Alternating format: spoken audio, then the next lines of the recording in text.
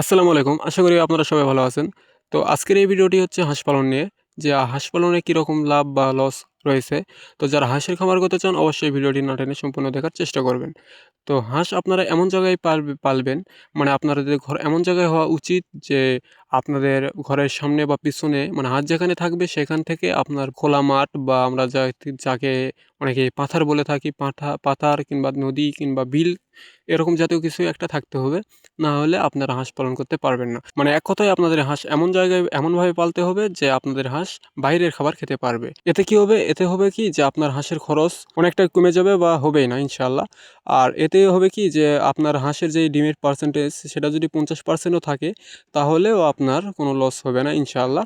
তো এই ব্যাপারটাই হচ্ছে আসল। যদি আপনি মনে করেন যে ভেবে থাকেন যে একটা পুকুরের পাশে আমি একটা হাঁসের শেড করব, সেখানে আমি খাওয়াবো, বাস হাঁসগুলো বড় হয়ে যাবে আর ডিম পাড়া শুরু হলে আমার লাভ। কিন্তু আসলে ভাই সেটা আপনারা প্রফিট করতে পারবেন না। আর দিন, দিন যাচ্ছে খাদ্যের দাম বাড়ছে কিন্তু ডিমের দাম বা আপনার হাঁস মুরগির দাম সেরকমভাবে পাওয়া যাচ্ছে না।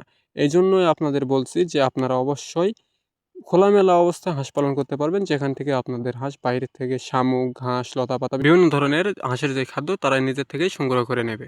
জাস্ট আপনাদের একটু দেখে শুনে রাখতে হবে বা ওষুধপাতি যে সব দিতে হয় সেই সব দিলে আপনাদের চলবে। তো আশা করি আপনাদের কাছে খুব ভিডিওটি ভালো লেগেছে। তো যদি ভিডিওটি ভালো লেগে থাকে অবশ্যই একটি লাইক করবেন। তো সবাই সুস্থ থাকবেন, ভালো থাকবেন। দেখা হবে পরবর্তী এক ভিডিওতে। আসসালামু আলাইকুম।